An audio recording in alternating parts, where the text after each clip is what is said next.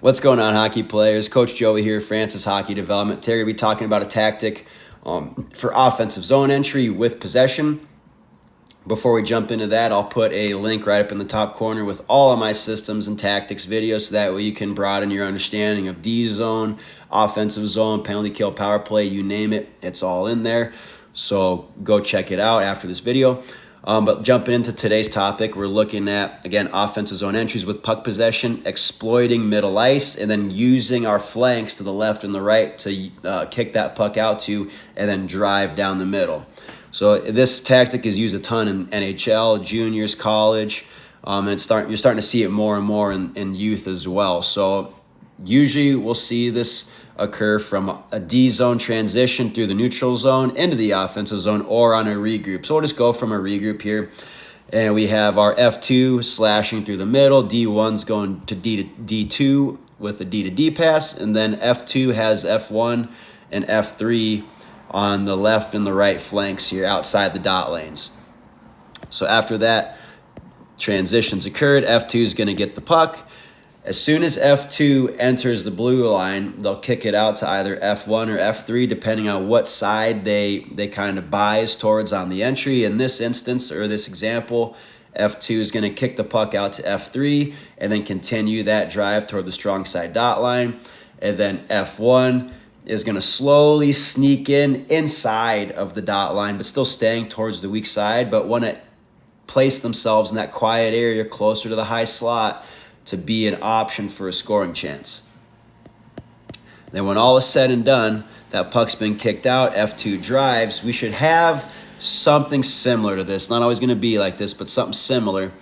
And as you can see here, F3 with the puck on their stick has tons of options. Right? F3 can drift inside the dot lanes and get a great scoring opportunity by filling in F2's old lane. F3 can whip it all the way across, depending on what the back checkers are doing on the other team. If that pass is open to F1, let's try to look for it, because that gets the goalie going from east to west, making it harder for them to get in position and make a save. We can even use D1 as an option, and then if that happens, F1 and F2 are going to get the eyes of the goalie, be ready for rebounds, tips. And then, of course, we'll have D2 more of a support option in case a turnover occurs, but as the play develops, D2 might even become an option.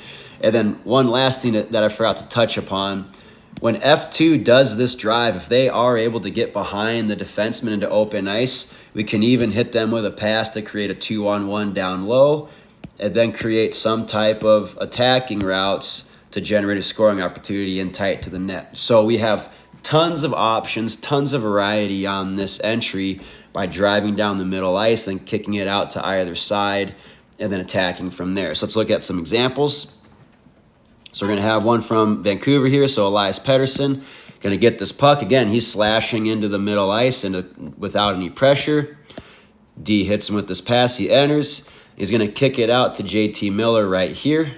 So boom's going to come right over. And then as soon as Pettersson bumps this out, he's going to drive through that D, and let's see what happens. Right, great opportunity for JT Miller to net one right there. So we talk about variety. There's Pettersson picking up the stick of that D. We talk about the variety. Well, even if JT Miller doesn't shoot this puck, he's got option 1, option 2, and he might even be able to put this into that high ice right there where his D can skate into it and create something, because that D's got inside position on the Florida back checker. So tons of options here, all created from a middle ice entry, kicking the puck out to the flank, and then driving that strong side dot lane, picking up defenseman's stick.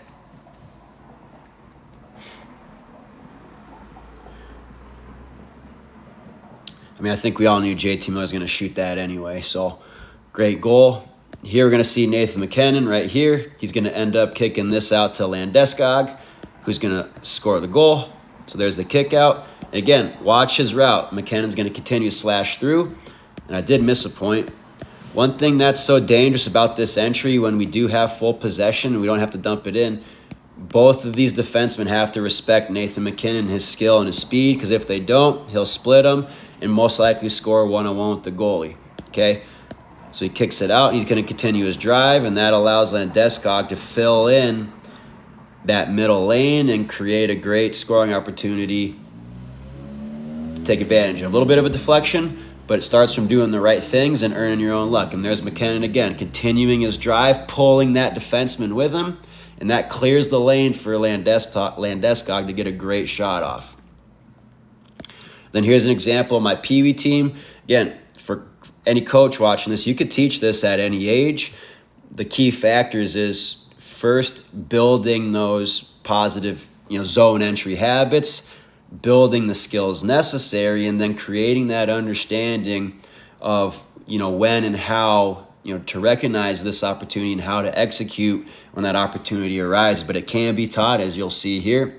So player in white's going to have the puck. Using some crossovers, gains the zone. Going to pop this right over into space for number 5 to skate into.